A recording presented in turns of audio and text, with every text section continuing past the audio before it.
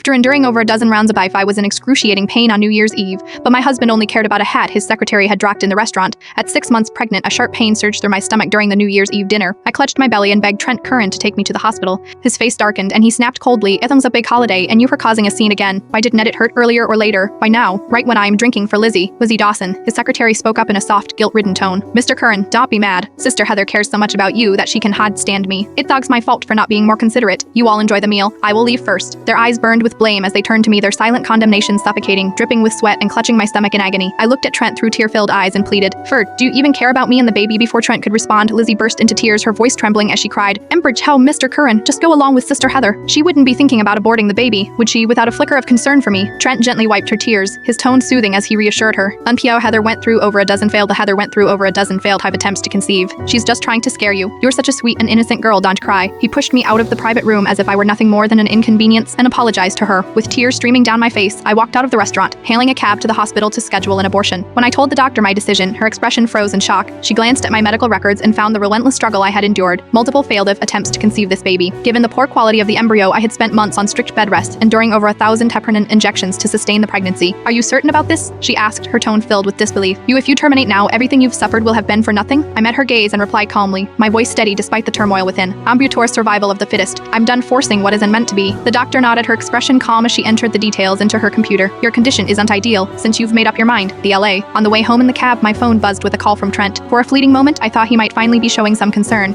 Instead, his voice crackled with irritation sharp enough to cut through the silence. "Where the hell are you? Did you fall into a river or get hit by a car?" The cab driver cast a quick glance my way, his eyebrows raising in disbelief, clearly stunned by the venom in Trent's tone towards someone so visibly pregnant. I forced myself to answer, my voice low and steady. "Unster, I just came from the hospital, find her." "Right. Drop the drama," Trent interrupted, his impatience palpable. "Buy the gift later." Lizzie left her hat at the restaurant. "Go fetch it and bring it to us at the Everspring. Hurry up." Lizzie's ears are sensitive to the cold. She used to get frostbite. A bitter laugh escaped me, unbidden and hollow. He cared only about Lizzie's forgotten hat, oblivious to the fact that when he had kicked me out of the private room, I'd left my coat and scarf behind. He remembered Lizzie's ears couldn't be exposed to the cold, but he forgot that my hands were numb with frostbite. And all of that, every bit of it was, thanks to him and Lizzie. Not long ago, Lizzie's underwear had been stained with blood, and she had asked me to wash it for her. She insisted that hot water wouldn't do the job right, and demanded I use cold water instead.